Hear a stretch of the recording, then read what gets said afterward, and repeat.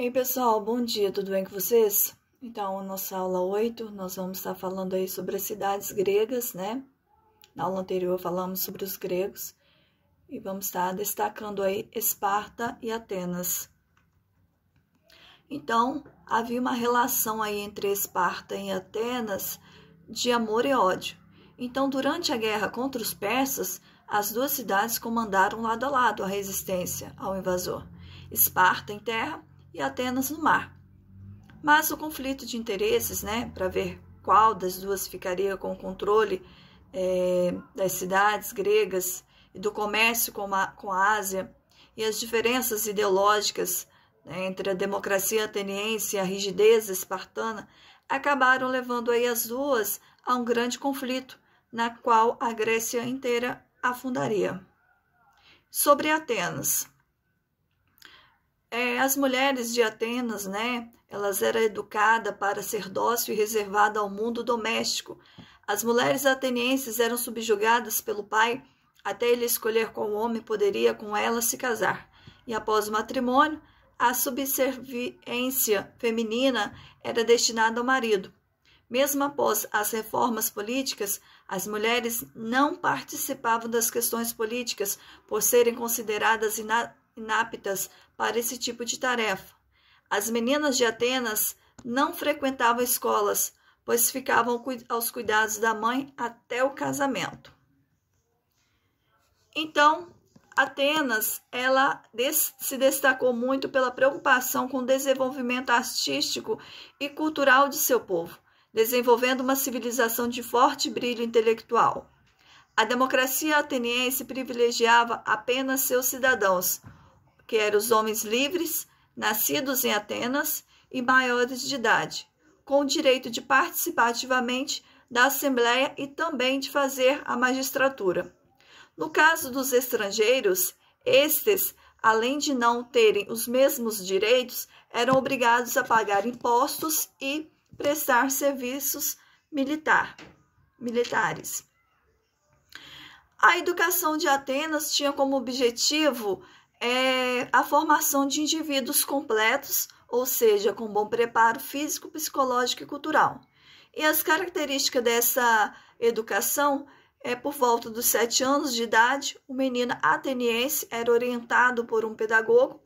Na escola, os jovens estudavam música, artes plásticas, filosofia, e as atividades físicas também faziam parte da vida escolar, pois os atenienses consideravam de grande importância a manutenção da saúde corporal.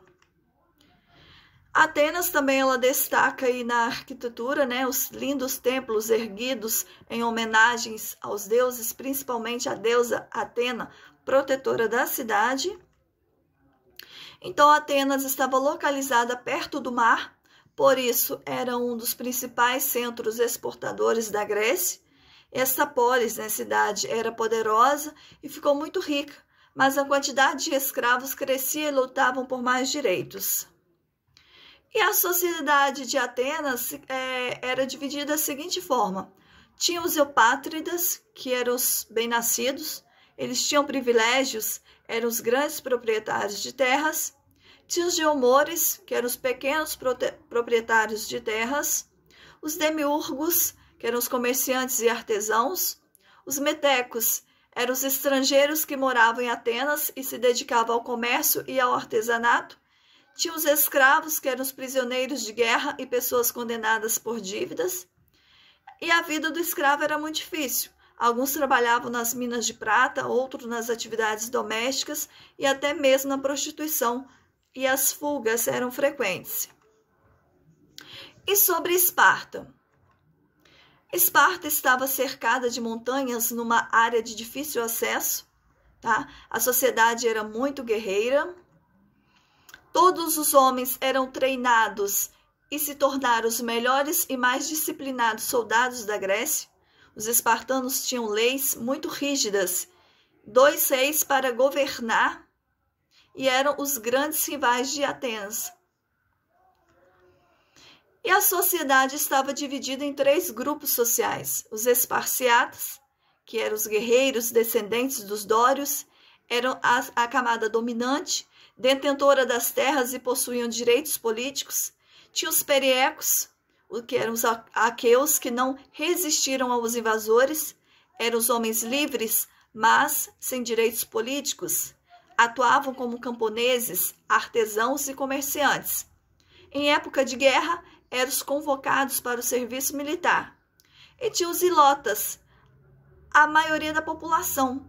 Eram servos do Estado e trabalhavam nas terras dos esparciatas. Os ilotas tinham uma vida miserável e estavam expostos à violência. Exerciam várias atividades e revoltavam-se com frequência. E nesse contexto aí houve uma guerra, tá? Entre Atenas e Esparta, que se chamou a Guerra do Peloponeso. Então foi um conflito militar entre as cidades, estado de Atenas e Esparta, e ocorreu entre os anos de 431 a 404. E essa guerra foi relatada detalhadamente por dois historiadores da Grécia Antiga, Xenofonte e Tucídides. As causas dessa guerra foi que os espartanos viam com desconfiança e ameaça o desenvolvimento econômico e aumento da influência política de Atenas na região da península do Peloponeso. Relações tensas entre as duas cidades-estado e disputas pela hegemonia política e econômica da região. Enquanto Esparta estava voltada para o militarismo, Atenas era o centro político e cultural do período. Esta guerra também envolveu outras cidades-estado que se alinharam com Atenas ou Esparta. E o final da guerra e as consequências. A Guerra do Peloponeso terminou em abril de 404 a.C., após a rendição de Atenas e a conquista espartana em Helesponto. Os espartanos deram suporte a um golpe oligárquico em Atenas, derrubando o sistema democrático e implantando um sistema de governo autoritário conhecido como Tirania dos 30. O fim da guerra derrubou o poder de Atenas na península e resultou na hegemonia política e econômica de Esparta na região e seu sistema voltado para o fortalecimento militar. Ok? Então, paramos por aqui. Até uma próxima aula. Um beijo para vocês.